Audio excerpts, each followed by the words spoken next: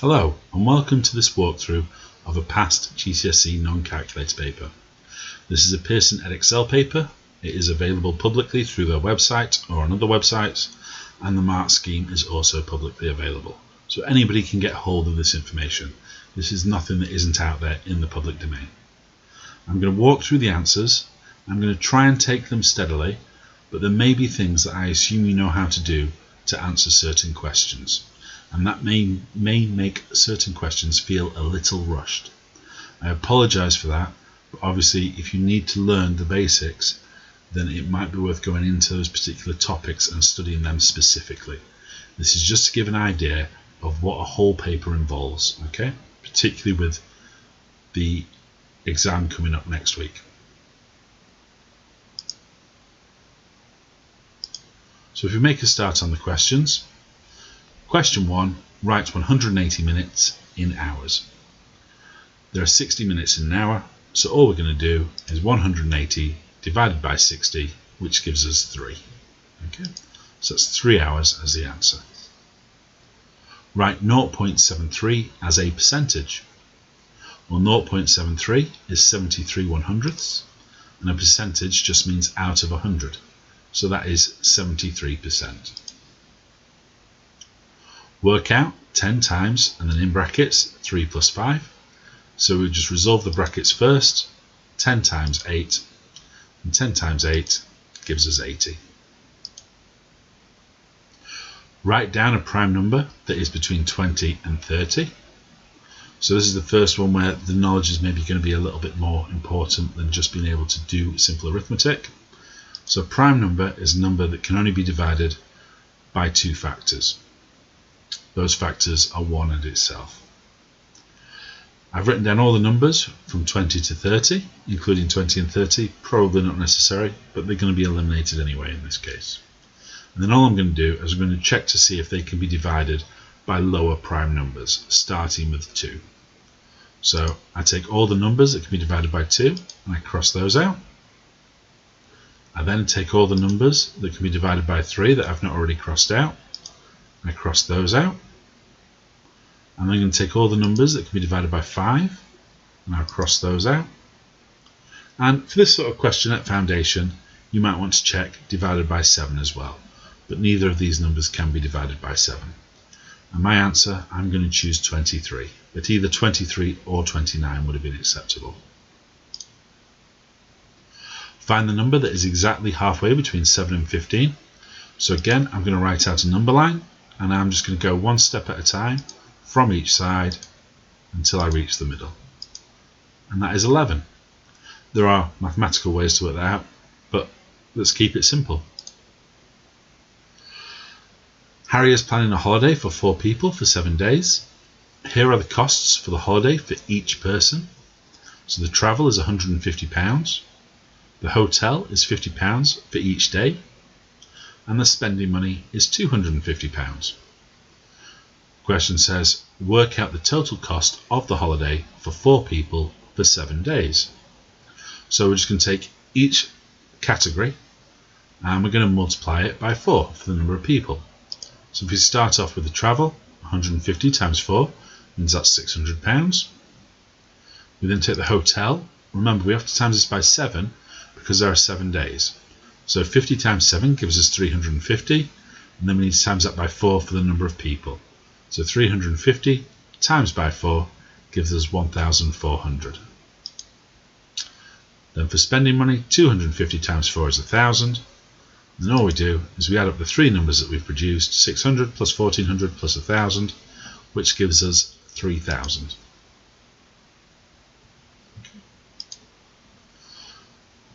Next question. In Adam's garden, the flowers are only red or white or yellow or blue. The chart shows the number of red flowers, the number of white flowers, and the number of yellow flowers. The total number of flowers is 30. Work out the number of blue flowers. So we're just going to look at the chart. We can see that red goes up to 8, white goes up to 10, and yellow goes up to 5. If we add those 3 numbers together, that gives us 23 in total. We take that away from 30, there are 7 flowers left. that must be the number of blue flowers. So 7 is our answer. It then says write down the mode. Okay, so the mode is the most frequently occurring category. Okay, so if we look at the 4 different categories that we have, red is 8, white is 10, yellow is 5, blue is 7. So the most frequently occurring category is white. So white is the mode. Write the following fractions in order of size. Start with the smallest fraction.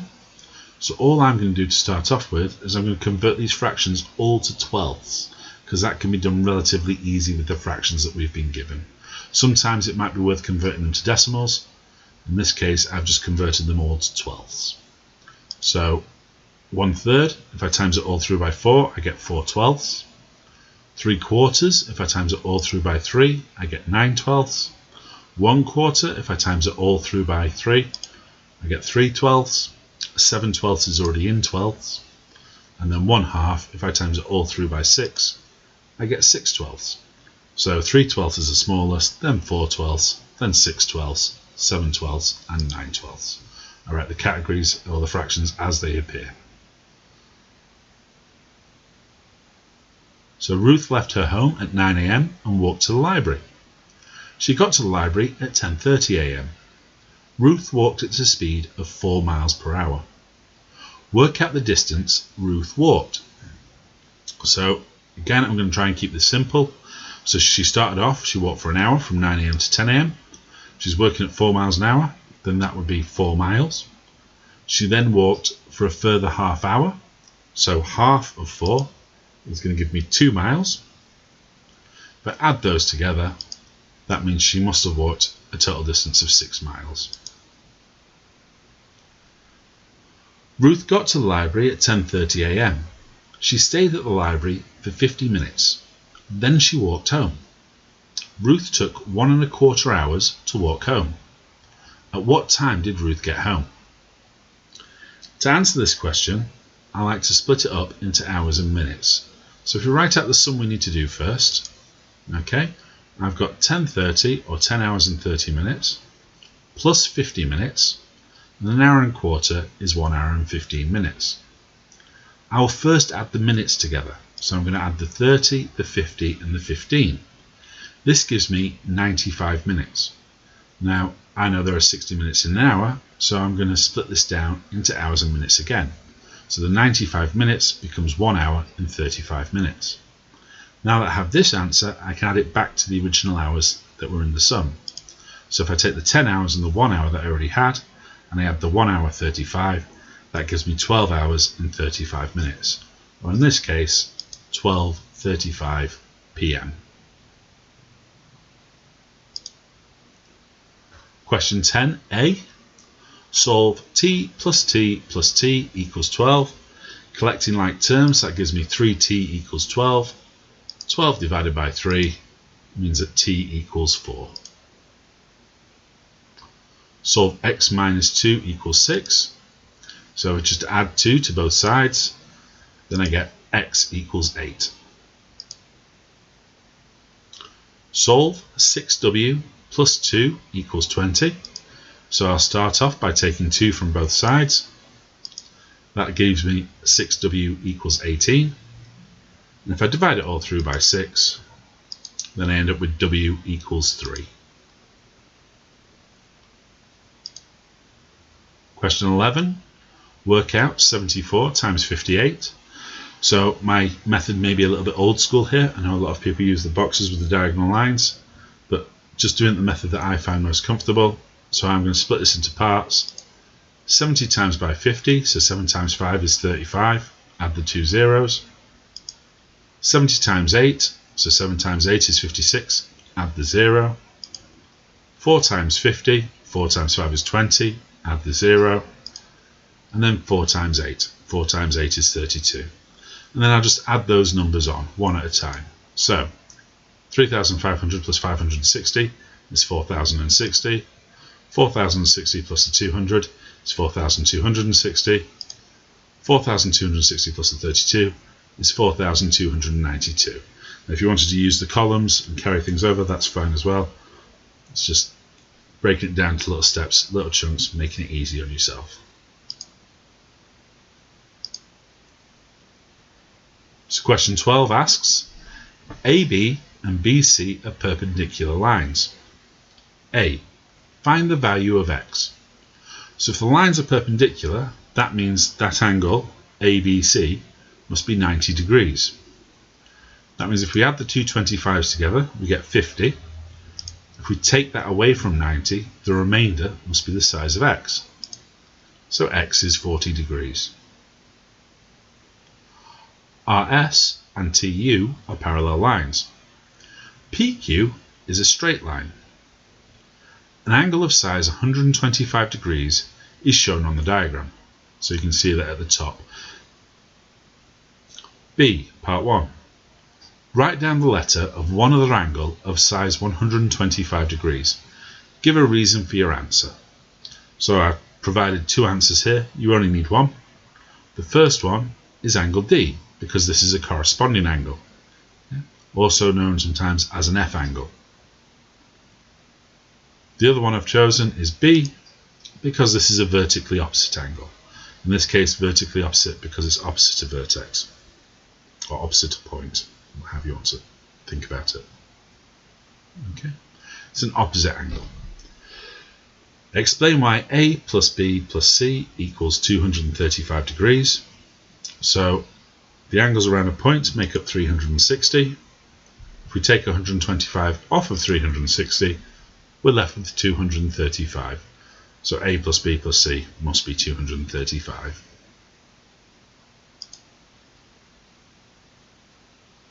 Question 13. The length of a line is x centimetres. Write down an expression in terms of x for the length of the line in millimetres. There are 10 millimetres in 1 centimetre. So however many centimetres there were, we would have to times it by 10 to get the length in millimetres.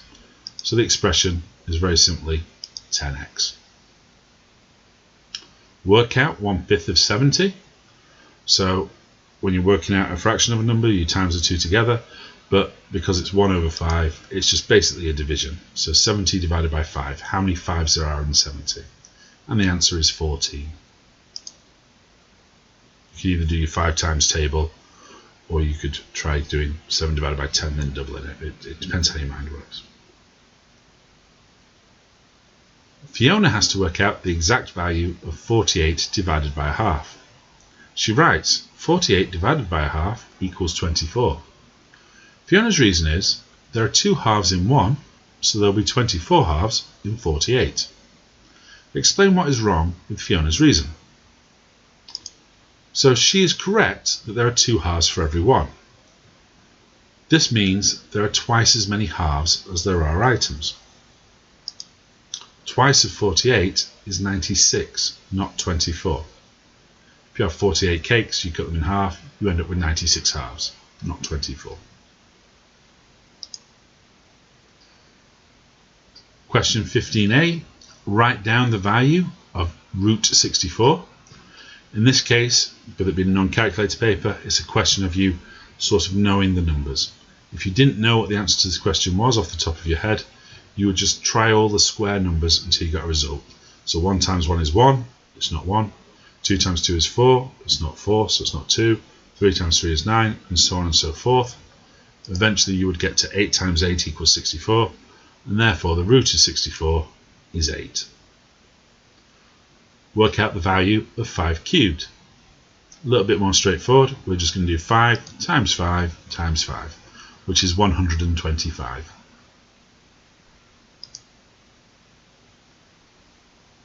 Question 16a, expand 5 and then in brackets 2m minus 3. All you do to expand brackets is you times the coefficient, whatever is in front of the brackets, by each of the terms inside the brackets. So 5 times 2m gives us 10m, and 5 times minus 3 gives us minus 15. So then we would get 10m minus 15 as our answer. To factorise 3n plus 12, we look for the highest common factor in the two terms.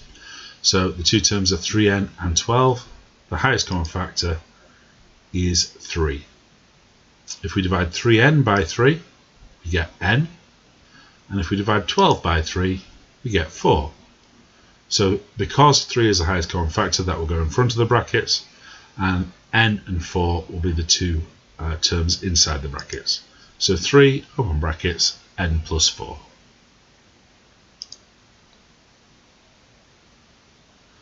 Stuart throws a biased coin 10 times. He gets 7 tails.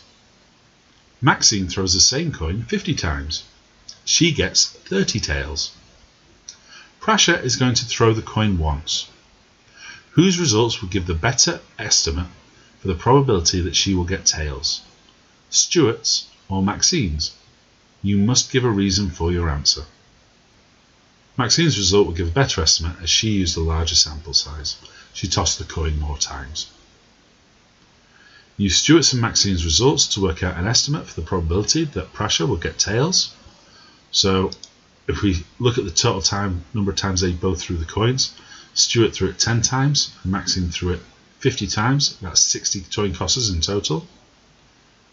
And then Stuart got 7 tails, Maxine got 30 tails. So if we add them together, that means in total they got tails 37 times. So that gives them a probability of 37 out of 60 that you'll get tails.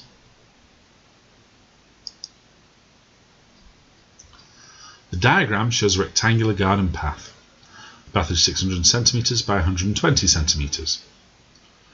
Wasim is going to cover the path with paving stones. Each paving stone is a square of side 30 centimetres. Each paving stone costs £2.50. Wasim has £220 to spend on paving stones. Show that he has enough money to buy all the paving stones he needs. So we can do this in two ways. We can work out how much money he needs, or we can work out how many paving stones he can buy and compare the sort of results. I'm going to work out how much money he needs by first working out how many paving stones he needs. So if we convert the length and the width into measures of paving stone rather than measures of centimetre, we can then work out how many paving stones we need to cover the area. So the length in stones will be 600 centimetres divided by 30, which gives you 20 stones in length. The width in stones is going to be 120 divided by 30, which gives you 4 stones in width. So it's going to be 20 stones long, 4 stones wide. So the area in stones is going to be 20 times 4. So you need a total of 80 stones. If you then take those 80 stones and you times it by the £2.50 that each stone costs, you get £200. That means that Wasim would have £20 left over. Question 19. Work out 2/3 minus 1/5. So this is going to go quite quickly, but basically you need to make sure that the denominators of both fractions are the same whenever you add or subtract fractions. In order to do this, you'll times each fraction through by the denominator of the other fraction. So 2/3 is all times through by 5, 1/5 is all times through by 3. This gives us 10/15 for 2/3 and 3/15 for 1/5. 10/15 minus 3/15 is 7/15 because you just subtract the numerators from each other. Okay. So our answer is 7/15. Multiplication with fractions is actually a little easier. 2/3 times 3/4. So you multiply the top by the top and the bottom by the bottom. 2 times 3 is 6. 3 times 4 is 12. So you get 6/12. 6/12. 6 and 12 have a common factor of 6. Divide both numbers by 6. You get 1/2. So the answer is 1/2. Here are two squares, A and B. The length of the side of the squares A is 50% of the length of the side of square B. Express the area of the shaded region of square A as a percentage of the area of square B. The first thing on this question that irritates me slightly, having done a quick comparison, square A is actually slightly more, the actual drawn square on the piece of sheet of paper, slightly more than 50% in length and width of square B. It's not really important, but I do find it a little irksome. So what we're going to do is, first of all, we're going to work out how big B is in comparison to A. It's quite easy to see when we've put one on top of the other, but if we work it out mathematically, 50% is the same as 5/10. Okay? It's 50 over 100, 50 over 100 is 5 over 10. It's also the same as a half, but we're going to stick with 5 over 10. The reason for this is if both sides are 50%, well, if we times 5 over 10 by 5 over 10, that gives us 25 over 100. And 25 over 100 is conveniently 25%. That means the area of A is 25% of the area of B. However, only half of A is shaded, so we need to work out half of 25%. And half of 25%, 25 divided by 2, is 12.5. So our answer is 12.5%. Question 21. There are 40 students in a class. Each student walks to school or cycles to school or gets the bus to school. There are 22 girls in the class. 9 of the girls walk to school. 7 of the boys cycle to school. 6 of the 10 students who get the bus to school are boys. Find the number of these students who walk to school. So to do this, we're going to use a two-way table, and we're going to build it ourselves from scratch. There are often questions where you have to incorporate a two-way table, or you have to fill in a two-way table, complete it. In this case, we're building it from scratch. We're not going to use the full thing. We don't need the full thing, but it's the easiest way to gather all the information. So we start off by drawing the table. Okay, and then we fill in the information that we have. So there are 40 students in the class. There are 22 girls in the class. 9 of the girls walk to school. 7 of the boys cycle to school, and then 6 of the 10 students who get the bus are boys. Okay, so of the 10 people who get the bus, 6 are boys. Find the number of students who walk to school. So we then fill in the information we can. The first thing we can complete is the number of boys, of which there are 18. Now that we know the number of boys, we can work out the number of boys that walk to school. 7 plus 6 is 13. Take that away from the 18. You're left with 5 boys walking. If you add the number of girls and boys that walk to school, you then get 14 students walking to school. And that's our final answer, 14. Quite long-winded, but there you go. There are only blue cubes, red cubes, and yellow cubes in a box. The table shows the probability of taking at random a blue cube from the box. This has a probability of 0.2 written down. The number of red cubes in the box is the same as the number of yellow cubes in the box. Complete the table. So given that the number of cubes is the same, the probability of picking one of those cubes is presumably also the same. In this case, what we're going to do is we're going to take the probability of the blue cubes, which is 2, away from the total probability, which is 1. This leaves us with a probability of 0.8, and we're then going to split that evenly amongst the other two colours. So 0.8 divided by 2 is 0.4. Okay. There are 12 blue cubes in the box. Work out the total number of cubes in the box. So all we have to do is divide 12 by 0.2. Dividing 12 by 0.2 is not necessarily the easiest sum in the world. So the first thing we'll do is we'll convert 0.2 to a fraction. 0.2 is the same as a fifth. Yeah, it's 2/10 or 1/5. If we divide by a fraction, that is the same as multiplying by its reciprocal. So dividing by a fifth is the same as timesing by 5. And 12 times 5 gives us 60.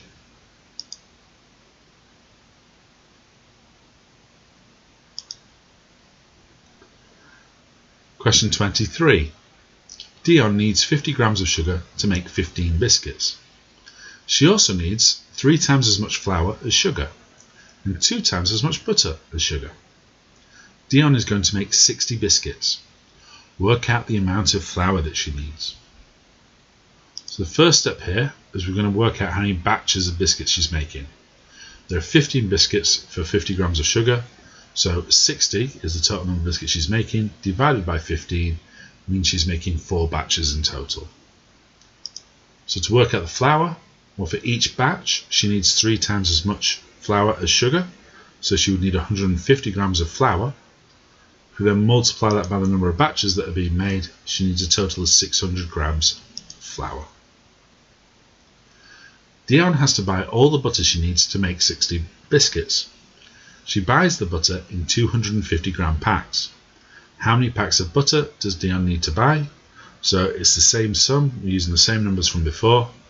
So she needs twice as much butter as sugar. Okay, so for each batch, she needs 100 grams of butter. If we times that by the 4, that means she needs 400 grams of butter for the 60 biscuits. And as there are 250 grams in each pack, we're going to divide 400 by 250, 40 over 25, which ends up being 1.6. Okay, that's just because basically this 8 over 5, 8 fifths is 1.6 because it's 1 3/5. So it's 1.6. 1.6 has to be rounded up, so therefore we would need 2 packs of butter. Question 24. Find the highest common factor of 72 and 90. So you could list out all the factors of both numbers and then try and identify the highest. I'm going to use a prime factor tree.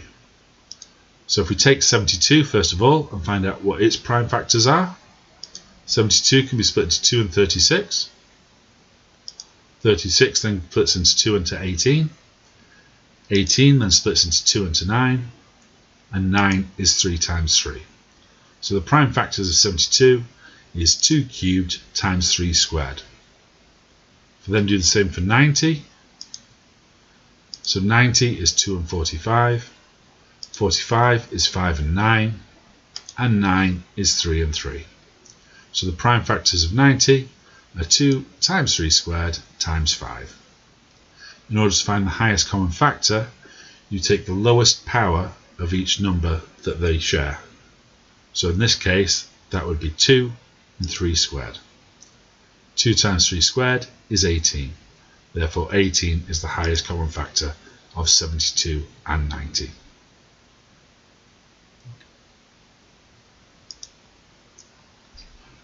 Question 25. The diagram shows the plan, front elevation and side elevation of a solid shape drawn on a centimetre grid. In the space below, draw a sketch of the solid shape and give the dimensions on your sketch. So we can see from the plan that this is a circular shape and then that it has straight edges from both the front and side elevation that are consistent all the way around. Basically, this is a cylinder. So we draw a cylinder or sketch a cylinder. It doesn't have to be perfect. And then we're going to annotate the dimensions around it. So 5 centimeters for its height, and then I'm going to put that its radius, so I'm going to draw a little line in here so we can see what that is 2 centimeters. Okay. Question 26. Shape A can be transformed to shape B by a reflection in the x-axis followed by a translation of CD. Find the values of C and the value of D. So before we find the value for the vector, what we're going to do is we're actually going to do the reflection in the x-axis to see where the shape ends up. This gives us a triangle that's here, and then from this triangle we can work out what the translation is. So first we're going to see the direction across, so you can see it goes back 6 spaces. Okay, so that has a value of -6. And then from there it then goes down 1 space. So again, if we're working on the y-axis, that's a value of -1. So these are the values for our vector. -6 is the top value, the value of going across. -1 is the vertical value, the second number in the vector. So they're the values for C and D, -6 and -1. Question 27.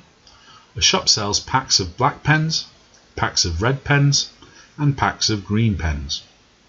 There are 2 pens in each pack of black pens, 5 pens in each pack of red pens, and 6 pens in each pack of green pens.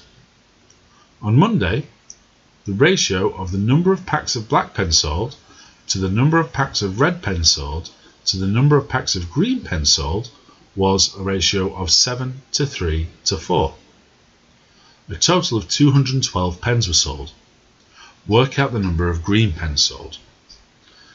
Where this question is a little tricky is it's going from packs of pens to pens, and they're not the same thing.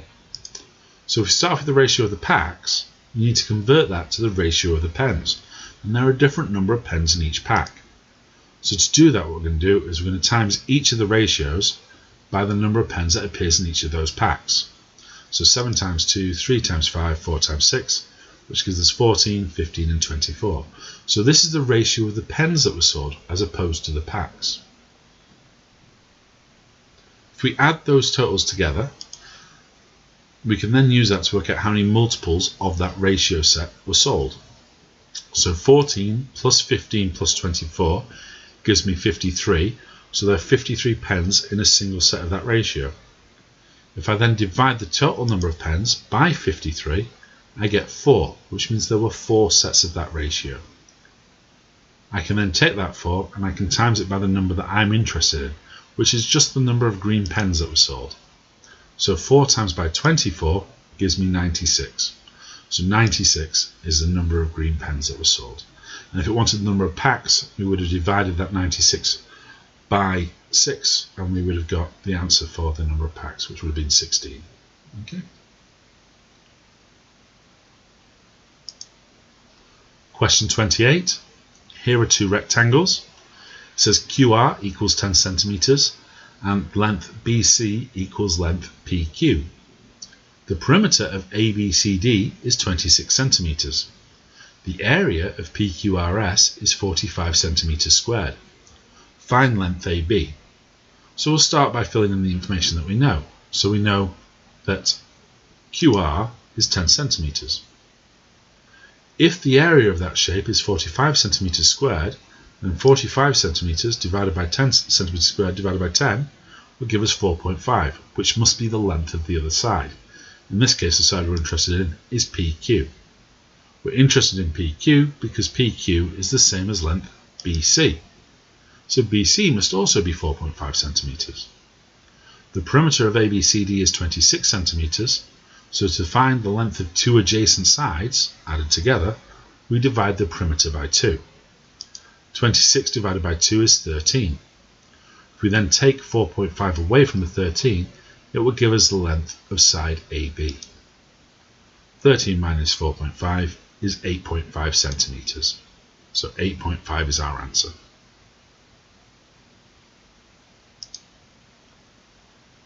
The final question on this paper, question 29. Here is the graph of y equals x squared minus 2x minus 3. Write down the coordinates of the turning point on the graph y equals x squared minus 2x minus 3. The turning point of a quadratic is exactly as it sounds. It's the point at which the graph turns. So we can see here is the turning point and the coordinates are 1 minus 4. So that would be the answer to our question, 1 minus 4. Use the graph to find the roots of the equation x squared minus 2x minus 3 equals 0. So they've given us a relatively easy one to do here. Because it's equals 0, we're looking at the roots on the x-axis.